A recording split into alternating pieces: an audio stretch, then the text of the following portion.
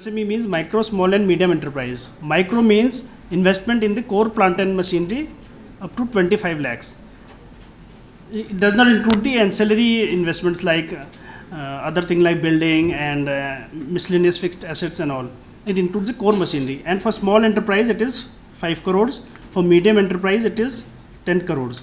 This is for the manufacturing sector, and for the services enterprise, micro means 10 lakhs, like you can say like hotels, restaurants and all. There is less number of equipment, so the amount is low.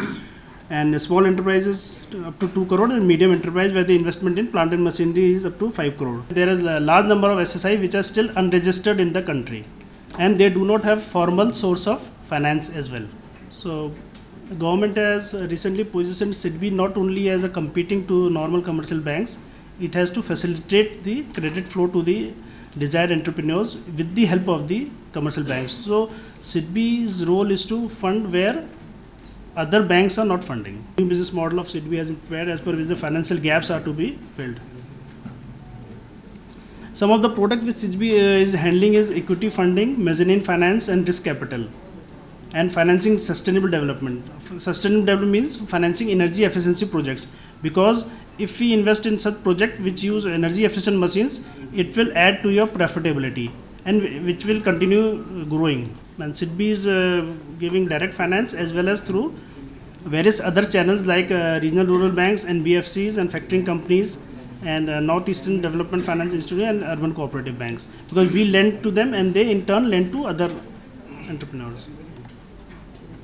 See, recently SIDBI has developed a website by the name smallb.in.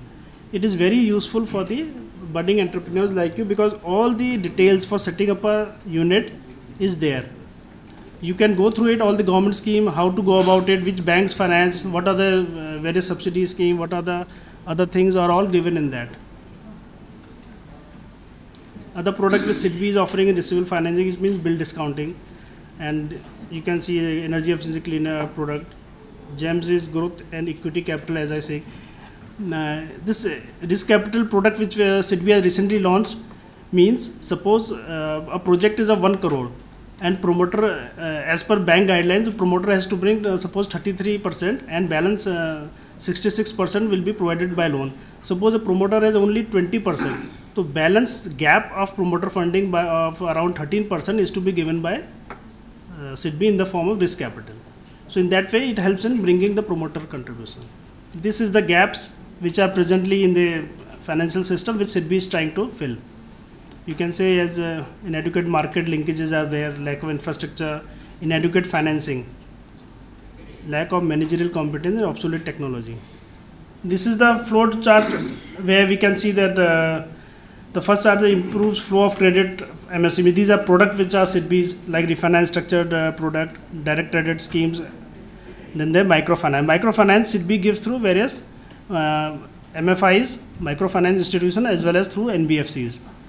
And this is the credit plus approach. The other things other than the financing which SIDBI is doing, like entrepreneurship development programs, credit delivery model, business development services, and missing middle downscaling.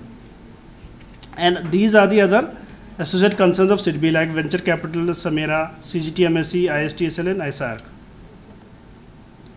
Samera is a dedicated rating agency for SME segment. It has been developed by SIDBI, Dun & Bradstreet and CIBIL, along with other PSU and private sector banks.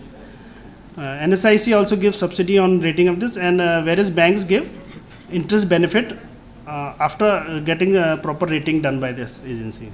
Another scheme for new innovative, suppose someone is from IITs and other background, if suppose you are setting up a new innovative business idea, then TIFAC, which is a government of India's under Ministry of Science, they have given a fund of rupees 30 crore which is kept with SIDBI. Under it, you can get assistance of up to 80% of the project cost, or 100 lakh which is higher, and the interest rate is not more than 5%. So this is a very subsidized scheme, but this is only for a innovative technology, and the technology is approved by TIFAC only. And another subsidy scheme is technology and quality upgradation support to SMEs. Suppose someone is not eligible under credit linked capital subsidy scheme, he can go for this subsidy. Under this, energy efficient machineries are covered. In that you can see that 25% of the total cost of plant and machinery, or 10 lakh. In the CLCs it was 15% of the plant and machinery. Here it is 25% of the cost of plant and machinery, or 10 lakh, whichever is minimum.